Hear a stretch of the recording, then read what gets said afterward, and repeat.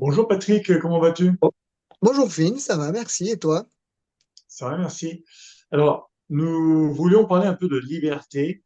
Oui, Euh, Notre chaîne s'appelle Liberté et Souveraineté. Nous avons déjà oui, adressé le sujet de liberté d'expression et liberté économique, mais nous n'avons pas parlé jusqu'à présent de la liberté au sens large. J'aimerais aborder un petit peu ça avec toi. Effectivement, c'est un terme quand même vaste, c'est un vaste sujet. Donc, on va peut-être pas tout traiter dans une vidéo, mais ce serait bien quand même d'entamer un petit peu le sujet de la liberté, peut-être sur plusieurs vidéos, euh, et en même temps prendre des exemples concrets dans la pratique. Euh, J'aimerais commencer juste par dire que alors, pour les libéraux, pour les libertariens, comme nous sommes dans le domaine de la politique, la science politique ou de la philosophie politique, euh, il faut déjà commencer par restreindre un petit peu la définition de liberté. Euh, Nous parlons pas de la liberté, disons, émotionnelle ou psychologique.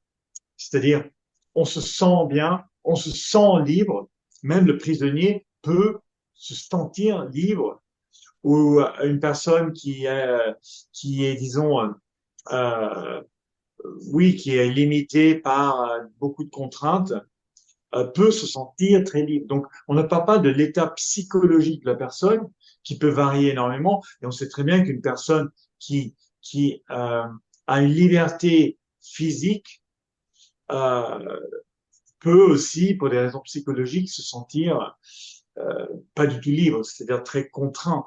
Donc, on ne parle pas de ça. Et ça, je pense que c'est important parce que quand on a des discours avec des socialistes, des étatistes, des personnes qui considèrent que l'État a un rôle légitime, fondamental et significatif à jouer dans la société, souvent, ces personnes ont une autre définition de la liberté. Et donc, ça devient très difficile de discuter est-ce que vous êtes pour la liberté, est-ce que vous êtes contre la liberté, puisque de toute façon, on a des définitions différentes de la liberté. Donc, nous, libéraux, nous considérons effectivement évidemment, que notre définition est la juste. Hein, tout le monde considère que sa propre définition est la bonne, la juste. Mais je pense que nous avons quand même des arguments de notre côté, parce que quand on parle de politique, de société, euh, il faut effectivement parler de liberté liée à des contraintes politiques. Euh, et donc moi, je commencerai par dire aussi que la liberté pour nous, c'est, disons, l'absence de contraintes politiques, ou on peut dire aussi la protection complète de la propriété privée. C'est un petit peu les deux côtés de la même médaille, si je puis dire. Donc, cela nous mène directement dans un concret, c'est-à-dire quand on est dans une société comme la société française, où nous avons énormément d'impôts à payer, euh, nous comprenons que nous ne sommes pas libres simplement par le fait que l'État nous prend la moitié, voire plus, hein, de notre revenu, et on n'a pas le choix, en réalité, d'éviter cela. On appelle ça le contrat social. Euh, et ça, c'est effectivement une forte violation de notre droit de propriété, parce que le droit de propriété consiste aussi à percevoir le revenu de son travail. Donc, si l'État prend une grande partie de ce revenu, soit par les charges patronales, soit par l'impôt sur le revenu, les deux en fait, on se retrouve avec une très faible partie de ce qui est le revenu de notre travail, tel qu'il est perçu par la société qui nous emploie, ou l'entreprise donc qui nous emploie, et perçu aussi dans la société. Donc voilà. Mais évidemment, cette position, elle n'est pas du tout acceptée ou normale dans la société dans laquelle nous vivons, parce que nous avons intégré dans notre société le fait que ce soit tout à fait normal de payer aussi autant d'impôts et que la liberté n'a rien à voir avec ça. Donc ça, c'est juste un premier exemple. Évidemment, la liberté, c'est quelque chose de beaucoup plus vaste que juste cette question-là, mais je voulais aussi l'aborder directement d'un point de vue un peu pratique. Donc voilà. Ensuite, il y a d'autres choses à dire, mais je te laisse commenter si tu veux. Alors, ce qui est certain, tu dis beaucoup de choses intéressantes. Ce qui est certain, c'est que quand on regarde le fonctionnement de notre société française, et en particulier ce dont tu as parlé, les prélèvements obligatoires faramineux, il y a tu as parlé de l'impôt sur le revenu, mais il y a plus de 483 prélèvements obligatoires. Si l'on se réfère à un travail qu'a fait l'IFRAP il y a quelques années. Donc, avec 483 prélèvements obligatoires, c'est autant de ressources en moins, c'est autant de possibilités en moins pour les Français d'user librement du fruit de leur travail et d'user librement de leurs ressources. À partir de là, même si dans la devise de la République, il y a marqué liberté, égalité, fraternité, que le premier mot est liberté, on comprendra facilement que la liberté est, on va dire, bafouée ou que la liberté n'est pas respectée. Ensuite, bon, il n'y a pas que les impôts. Si on veut se référer à une définition qui en vaut une autre, mais que j'aime bien, que Bastiat donne de la liberté, il a défini, tu sais que Bastiat, c'est un adepte des droits naturels, il y en a trois. La liberté, la propriété et la personnalité. Et les droits sont interdépendants, c'est-à-dire que tu ne peux pas porter atteinte à l'un sans porter atteinte à l'autre. Et la définition de la liberté qu'il donne englobe ces autres droits. Donc il dit la propriété, le droit de jouir du fruit de son travail, le droit de travailler, de se développer et d'exercer ses facultés comme on l'entend, sans que l'État intervienne autrement que par son action protectrice. Alors, par action protectrice, il entend protéger les droits naturels, protéger la liberté, protéger la personnalité, protéger la propriété. C'est ça, l'action protectrice. Donc, autrement que par son action protectrice, c'est la liberté. Donc cette définition de la liberté, je la trouve très, très complète. C'est-à-dire qu'il fait référence aux trois euh, droits qui sont la liberté, la propriété et la personnalité. En France, puisque tu parlais des impôts, donc c'est sûr que notre liberté n'est pas respectée quand on nous prend plus de la moitié de ce que de nos ressources pour alimenter un budget de l'État qui est sans cesse en déficit avec une dette phénoménale et un mal investissement. Alors, un mal investissement, c'est ce que l'État décide de décider sans aucune raison économique, mais uniquement pour des raisons politiques. Je fais très, très simple, hein. Euh, donc là, par exemple, on pourrait prendre les éoliennes, c'est un mal investissement très caractéristique. Et quand on regarde la manière dont l'État euh, dispose de ses ressources, il dispose de ses ressources pour ses intérêts propres, et nous n'avons plus beaucoup de moyens pour exercer notre liberté de choix et la liberté de vivre comme on l'entend. Parce que dans la liberté des personnes, il y a aussi la liberté de mener son projet de vie. Et la liberté de mener son projet de vie dans un pays comme la France est profondément bafouée, pour reprendre le terme que j'ai utilisé tout à l'heure, puisque on ne peut mener notre projet de vie qu'avec les moyens que l'État nous laisse ou qu'avec les libertés que l'État nous laisse. Les libertés d'agir ou d'entreprendre en France sont quand même profondément corsetées par une réglementation sans fin. Et cette liberté corsetée n'est pas la liberté de mener à bien notre projet de vie.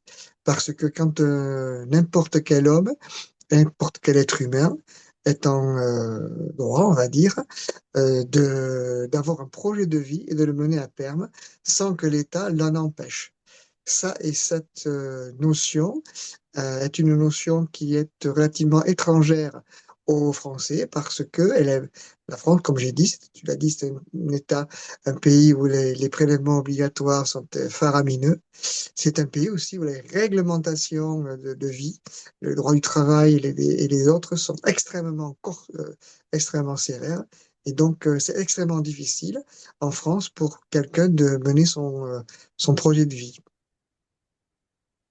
Oui, exactement. Moi, j'ai quelques petites quand même interrogations sur la définition que fait Bastia de la liberté.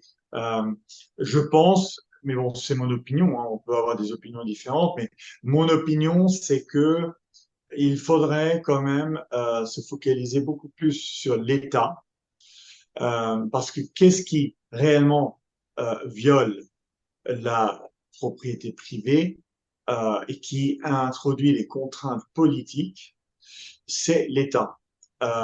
Et donc je suis un petit peu, disons, un petit peu mal à l'aise quand Bastia parle de personnalité, des choses comme ça, mais je suppose que c'est aussi un petit peu, il faut se rappeler qu'il écrivait pendant la première moitié du 19e, donc ça explique aussi certaines choses. Hein.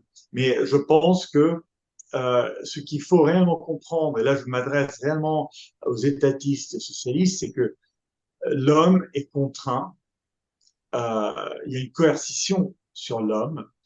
Euh, Elle peut être biologique, évidemment, hein, puisqu'on vieillit, notre vie se termine. Elle est aussi, donc elle est physique. Le fait qu'on ne peut pas passer à travers les murs. Quand on traverse la rue, il faut essayer de ne pas juste marcher tout droit parce qu'on va rentrer dans un poteau, on va rentrer dans une autre personne. Donc ça veut dire que on va effectivement euh, introduire une coercition sur une autre personne. Mais évidemment, on ne parle pas de ça. Quand on parle de politique, on ne parle pas de ça. Il est vrai que Hayek a beaucoup parlé de ce genre de choses parce que il a mis l'accent beaucoup sur l'importance de la coutume dans la société. Parce qu'effectivement, si nous avons des us et coutumes qui sont adoptés et acceptés par tout le monde, il y a parfois moins de besoins de règles, de lois, de directives venant d'en haut, parce que tout le monde sait, entre guillemets, comment se comporter, comment agir entre nous. Euh, et ça, on le voit très bien, par exemple, dans la société chinoise. Ce sont des villes souvent extrêmement peuplées. Et nous voyons que, au fil des millénaires, les Chinois ont appris un savoir-vivre ensemble que nous n'avons pas tout à fait, mais qui fait que le flux social, la vie en société devient plus simple. Et ça, ce sont des règles, des pratiques qui n'ont rien à voir avec des directives étatiques, mais qui ont été développées, comme le langage d'ailleurs, au fil des millénaires et qui facilitent la vie en société. Euh, Là, on parle de liberté d'un point de vue politique. Et donc là, il y a un volet économique, évidemment, puisque l'État influence sur la liberté économique. Et évidemment, c'est fondamentalement politique. Donc moi, je considère que la liberté économique, c'est un volet de cette liberté qui est donc éminemment politique. Euh, et je pense que c'est important de se rappeler que l'homme est contraint de différentes manières, comme je viens d'expliquer, et que là, nous parlons d'une euh, d'une contrainte spécifique. C'est la contrainte sur la propriété privée, mais pas n'importe laquelle. Parce que quand un voleur nous vole quelque chose, euh, ce n'est pas de nature politique. Évidemment, nous avons été violés. Notre propriété privée a été violée, effectivement. Mais ce n'est pas politique. Donc, il faut faire une différence entre la violence qui peut venir de n'importe où dans la société et la violence étatique, la violence qui correspond à une agression de l'État sur la société, sur la personne. Donc ça, c'est un petit peu le processus de pensée, je pense, des libéraux, où on procède un petit peu par élimination. Et quand on raisonne de cette manière, nous arrivons à une conclusion qui est que la liberté, euh, c'est l'absence de l'État, c'est-à-dire la protection de la propriété privée dans le sens politique du terme. Voilà. Donc, si tu as quelque chose d'autre à ajouter, sinon je pense qu'on pourra faire une deuxième vidéo où on va creuser tout ça. Oui, juste deux petits mots. La définition que j'ai donnée de Frédéric Bastiat, les auditeurs pourront la réécouter ou la retrouver sur Internet, en tapant Bastiat, propriété et loi, ils vont la retrouver. Quand on regarde cette définition-là et quand on regarde les conditions dans lesquelles nous vivons aujourd'hui, on se rend compte que l'atteinte à nos libertés est purement étatique, puisque l'atteinte à nos libertés françaises, en France, est essentiellement étatique. Même quand on parle, par exemple, d'impôts, c'est ce que d'impôts ou d'atteinte aux libertés, c'est ce que Bastia appelle la spoliation légale. Donc, ça veut dire que ce que tu disais tout à l'heure, pour rebondir là-dessus, légalement, l'État nous spolie, légalement, C'est l'État ça. nous prive de nos libertés, légalement, l'État nous prive de de nos propriétés, et légalement, l'État porte atteinte à notre personnalité. Juste un petit mot sur la Chine. La Chine est un pays qui a subi le communisme pendant plusieurs dizaines d'années, comme les Russes d'ailleurs. Les Russes ont subi le communisme, c'est-à-dire les Chinois qui ont subi le communisme. Et ensuite, les Chinois ont adopté une plus grande liberté économique. Mais ils sont passés, ils ont aussi adopté le crédit social. Donc, je ne suis pas sûr que l'évolution euh,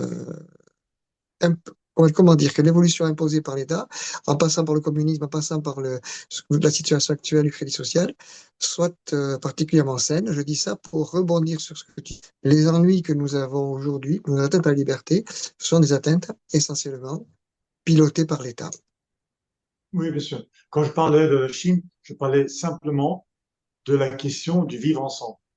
C'est tout. Oui, Euh, Et la même c'est pour ça chose que au je rebondis Japon. là-dessus. À Tokyo, c'est pareil. À Séoul, quand vous avez des villes et des civilisations qui sont très anciennes, c'est souvent ce genre de choses qu'on voit. Ça n'avait rien à voir, mon commentaire, sur le système politique en soi. Évidemment, la Chine pourrait faire l'objet d'une vidéo successive très intéressante d'un point de vue de liberté et qui pourrait évidemment être très intéressant pour nos éditeurs. Bon, mais merci beaucoup, Patrick. À bientôt. À bientôt, Finn. Bonne soirée.